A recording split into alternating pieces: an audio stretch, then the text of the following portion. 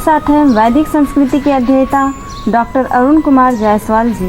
नमस्कार। नमस्कार। श्रीमद् भगवत गीता के 5वें अध्याय का 13वां श्लोक। सर्व कर्माणि मनसा सन्न यस्यास्ते सुखम वशी नवद्वारे पुरे देहि नैव कुर्वन्न कारयन्।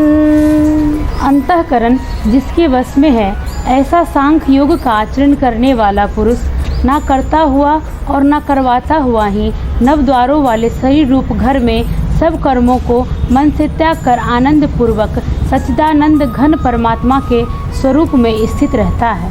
क्या संकल्प अज्ञानता का प्रतीक है? और हमें यह भी बताएं कि भगवान की यह सृष्टि भी अज्ञान का प्रतीक है क्या? हम ये जानना चाहते हैं कि मानव के मन के अंदर कौन ताक झांक करता है और इसे कैसे रोका जा सकता है। सभी कर्मों को मन से छोड़ करके, बहुत महत्वपूर्ण बात है ये। ज्ञानी में किसी कार्य का संकल्प नहीं रहता, कोई ख्याल, कोई ख्वाब, कोई चाहत नहीं जगती।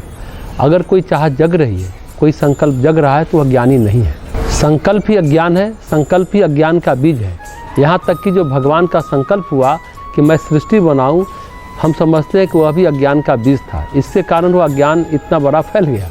अगर भगवान के मन में संकल्प नहीं जगता कि इतनी बड़ी सृष्टि बनाऊं तो ये झंझट ही नहीं खड़ा होता। उनके अंदर एको हम बहुश्याम का संकल्प आया।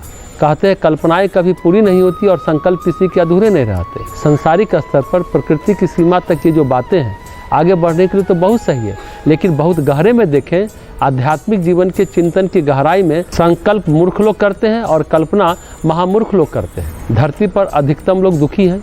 ये दुख किसके कारण पैदा हुआ? अज्ञान के कारण। अज्ञान कैसे पैदा हुआ? भगवान के संकल्प के कारण। अगर सतुगुण है आदमी में तो संकल्प नहीं होंगे। रजोगुण में संकल्प होता है, सतुगुण में होता है प्रशांति, आनंद। अगर रजोगुण में है तो सुखी नहीं रह सकते, क्योंकि अशांत से कुतः सुखम। अशांति में शांति कहाँ है? अशांत व्यक्ति को सुख कहाँ है? इस श्लोक में इसलिए भगवान कहते हैं कि मन से छोड़ो सारे कामों को। ये कल्पना मत करो किसी कार्य की कि ये करेंगे, या ये भी मत सोचो कि वह करेंगे, क्योंकि ये भी कल्पना है। ये नहीं करेंगे ये निश्चय भी संकल्प है। परिस्थितियों में सिर्फ गुजर रहे। किसी झाड़ी में कपड़ा फंस गया तो हटा देंगे, ज़रूरत पड़ेगी तो झाड़ी काट देंगे, नहीं ज़रूरत पड़ी तो गुजर जाएंगे। जंगल में जाते हुए कैसे सोचा जा सकता है कि झाड़ी काटेंगे ही या जंगल साफ करेंगे ही? गुजरना है वहाँ, झाड़ी काटेंगे ये निश्चय भी नहीं है।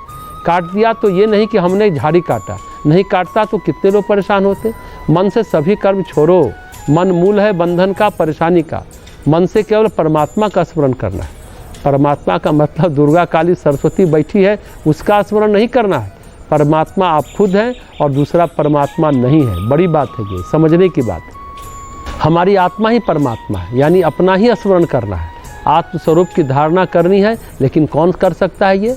जिसका मन अपने वश में है, जो सुखपूर्वक अपने मन को बस में कर लिया है, वही छोड़ेगा कर्म को। जिसका इस तरह छूट गया, फिर 9 द्वारों वाला जो शरीर है, 9 दरवाजा वाला जो ये घर है, इसमें आदमी आनंद से रहता है। सभी ज्ञान इंद्रियां दरवाजे, सभी कर्म इंद्रियां दरवाजे, मतलब दरवाज़ों से दौड़ता रहता है। दरवाज़ों में इससे इधर से उधर जाता रहता है। कभी ये कर्म करने के लिए उठा, कभी वो कर्म करने के लिए उठा, कभी वो झांकता है, कभी वो ताका। ताक झाँक चलती रहती है। जैसे ट्रेन में बैठे, 2 बातें हो सकती है। एक आराम से सो गए, सो जाने पर झाँकेंगे कि कौन सा स्टेशन आया, कुछ नहीं जानते। फाइनल स्टेशन आएगा तो उससे उतर जाएंगे। नहीं सोए तो बातें करेंगे। अगर बात नहीं करेंगे तो खिड़की से झाँक झाँक कर देखेंगे, कभी चाय वाले को, कभी चने वाले को, कभी किताब वाले को, कभी समोसे वाले को। तो आदमी क्या करता है? चने समोसे वाले को देखता रहता है। 9 दरवाजे से ताक झाँक में सुखपूर्वक नहीं रह सकता। जो आराम से सो गया यानी समाधि में चला गया तो वो फिर क्या करेगा? आराम से शरीर में है, परेशान नहीं है। तो दुखपूर्ण संसार में सुखपूर्वक रहना ही तपस्या है, और यह वही कर सकता है जो सभी कर्मों को मन से छोड़ चुका है। आध्यात्मिक कर्मों के लिए भी संकल्पित नहीं होना चाहिए। एक स्टेज ऐसा भी आता है कि धीरे धीरे इस स्थिति में पहुंच जाता है, यानी कि उसे कोई संकल्प की ज़रूरत नहीं होती है। नहीं, हम तो 24 लाख का महापुरुषरण करेंगे। पुरुषरण हो गए तो हो गए, नहीं हुए तो नहीं हुए। नहीं तो पुरुषरण के संकल्प के कारण अगला जन्म हो रहा है। पुरुषरण पूरा करने के लिए जन्म ले रहे हैं। मस्ती के साथ सामान्य जिंदगी जीनी चाहिए, अन्यथा का भार नहीं लेना चाहिए। नहीं मैं तो यह करूँगा, नहीं मैं तो वह करूँगा, ये सब रजोगुण है। रजोगुण मात्र दुख का कारण होता है और सतोगुण मात्र सुख का कारण होता है। ये सतोगुण की अवस्था है जिससे समाधि की प्राप्ति होती है। सतोगुण से तमोगुण में नहीं जाता, सीधे समाधि में जाता है। ये 9 द्वार कौन कौन है? 2 कान, 2 आँख, नासिका के 2 द्वार, मुख, लिंग, गुदा, 5 ज्ञानेंद्रियाँ, आँख, नाक, कान, त्वचा एवं जिह्वा, कर्म इंद्रियाँ, हाथ पैर, ये सभी द्वार है मन में ताक झांक के लिए। श्रीमद् भगवत गीता के 5वें अध्याय का 14वां श्लोक, न कर्तृत्वं न कर्माणि लोकस्य सृजति प्रभुः न कर्म फल संयोगम स्वभावस्तु प्रवर्तते। परमेश्वर मनुष्यों के न तो कर्तापन की, न कर्मों की और न कर्म फल के संयोग की ही रचना करते हैं, किंतु स्वभाव ही बरत रहा है। क्या मनुष्य को दंड, क्षमा, पुरस्कार परमेश्वर देते हैं? और क्या भगवान एक निरपेक्ष सत्ता है? हमारी भी एक जिज्ञासा है कि अपने हर गड़बड़ियों के लिए केवल भाग्य को दोष ना देकर मनुष्य को क्या करना चाहिए? इस श्लोक में भगवान अर्जुन को मिथ्या ज्ञान के बारे में बताते हैं। मनुष्य को जो कर्तापन आता है, मैं ये करता हूँ, मैंने ऐसा किया, मैं ये करूँगा, ये जो संकल्प और कर्तापन आता है, ये अहंकार की स्थिति है, ये मिथ्या ज्ञान है। अहंकार न हो तो मनुष्य फील करता है, अनुभव करता है कि वह केवल माध्यम है, लेकिन अहंकार के कारण वह फील करता है कि वह करता है। कर्तापन के बाद भगवान कहते हैं कि कर्म यथार्थ में कुछ नहीं होता, कोई कर्म नहीं करता। अहंकार जिस गुण के साथ संयोग करता है उसी गुण के अनुसार कर्म होते हैं। जैसे मनुष्य की प्रकृति में अगर सतोगुण प्रधान है तो निष्काम कर्म होंगे, अगर रजोगुण प्रधान है तो सकाम कर्म होंगे, और तमोगुण प्रधान है तो कर्म ही नहीं होंगे, आलस्य होगा और जड़ता होगी। सतोगुण बढ़ा है तो सतोगुणी कर्म होंगे, कर्तापन का अभिमान कम होगा, निष्काम कर्म की बात आएगी, कर्म फल के त्याग की बात आएगी।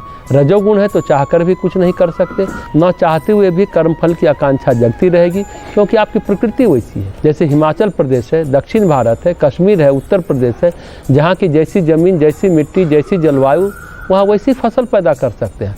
अगर सेब का पेड़ उत्तर प्रदेश में लगा दें तो एक आध फल ही आ सकता है, पेड़ सूख जाएगा, क्योंकि वहाँ की मिट्टी उसका साथ नहीं दे रही। प्रकृति के अनुसार ये सब हो रहा है। एक गंभीर बात समझने की है, परमेश्वर यथार्थ में कुछ नहीं करते हैं, न किसी के पक्ष में, न किसी के विपक्ष में, न किसी के आशीर्वाद में, न किसी के वरदान में। बस एक विधान है जो अपना काम कर रहा है, एक व्यवस्था है जो सब कुछ चल रहा है। उदाहरण के लिए भारत सरकार कुछ है ही नहीं, वह एक व्यवस्था है, एक संविधान के तहत काम हो रहा है। अगर आप कहेंगे कौन भारत सरकार है, तो पहले अटल बिहारी वाजपेयी थे, मनमोहन सिंह जी थे, अब नरेंद्र मोदी हैं। लेकिन यथार्थ भारत सरकार कोई नहीं है, भारत सरकार एक व्यवस्था है जो एक संविधान के तहत कार्य कर रही है। वैसे ही भगवान एक निरपेक्ष सत्ता है, निर्लिप्त सत्ता है, जो कुछ करता नहीं, साक्षी भाव से बना रहता है। उसकी व्यवस्था में प्रकृति सारा सब कुछ करती है। प्रकृति के जगत में सारी हलचलें हो रही हैं, वहाँ परमेश्वर पर आरोप करना, अरे भगवान ने ऐसा कर दिया, या भगवान ने मेरा भाग्य खराब कर दिया, इतना पूजा पाठ करता हूँ या करती हूँ, कुछ नहीं होता। भगवान तो बहुत अन्याय करते हैं, अन्यायों को ही फल देते हैं, हमको फल नहीं देते हैं। ये जो मनुष्य अज्ञानवश ऐसा कहता रहता है, वह न तो परमेश्वर का तत्व जानता है, न प्रकृति का तत्व जानता है। स्थूल शरीर की एक प्रकृति है, सर्दी लग गई, गर्मी लग गई, टॉक्सिन डेवलप हो गए हैं, तो उसमें विकृतियाँ ज़्यादा होंगी, जोड़ों में दर्द, गर्दन में दर्द होगा, बुखार आएगा। पैथोजेनिक कंडीशन हो गई तो अपने आप घटनाक्रम के रूप में प्रकट हो रहे हैं। तात्कालिक रूप से दवा खाओ, टॉक्सिन खत्म हो जाएंगे। दूसरा तरीका है, दीर्घ काल के लिए अपनी लाइफ स्टाइल चेंज कर लो, जीवन शैली बदल लो। 2 बातें करेंगे तो शरीर ठीक रहेगा। जो नियम नित्य स्थूल शरीर पर लागू होते हैं, वही नियम सूक्ष्म शरीर पर भी लागू होते हैं। घटनाक्रम घटित हो रहा है, राहु केतु खराब है, घटनाक्रम उल्टे पुल्टे घटित होते रहेंगे। तत्कालिक उपाय जप, राहु केतु, शनि, महामृत्युंजय मंत्र आदि का करो। दीर्घकालिक उपाय क्या है? लाइफ स्टाइल में बदलाव, आप सद्भाव, सत्कर्म और सद्विचार को स्थान दो, निष्काम कर्म करो, भगवत कृपा होगी, परमात्मा की जो ऊर्जा है वह आपको आच्छादित करेगी, आप जीवन मुक्त होंगे। सच तो ये है कि भगवान कुछ नहीं करता। मान ले दिन में गर्मी हुई, शाम में नदी के किनारे, गंगा किनारे, ऐसा नहीं कि गंगा हमारे लिए सर्दी भेजती है या दूसरों के लिए भेजती है। गंगा का स्वभाव है कि आप उसके संपर्क में आएंगे तो आपकी तपन, आपका जलन, आपकी दाहकता शांत हो जाएगी। उसी तरह परमेश्वर परमात्म चेतना का स्वभाव है कि जैसे जैसे आप उसका स्मरण करेंगे, उसके सानिध्य में आएंगे, वैसे वैसे आपकी दाहकता, जलन, विकृति, विक्षोभ समाप्त होते जाएंगे। इसमें परमेश्वर कुछ नहीं करता है। जैसे गंगा ने किसी के लिए कुछ नहीं किया, वह तो यथावत बह रही है। वो तो हम गए थे गंगा के समीप और जो जाएगा उसे वही फल मिलेगा। वैसे ही परमेश्वर हैं। तो भगवान कहते हैं कर्तापन, कर्म और कर्मफल तीनों प्रकृति का क्षेत्र है। प्रकृति के गुणों के अनुसार यह सब होता है। इसमें परमेश्वर की कोई दखलंदाजी नहीं है।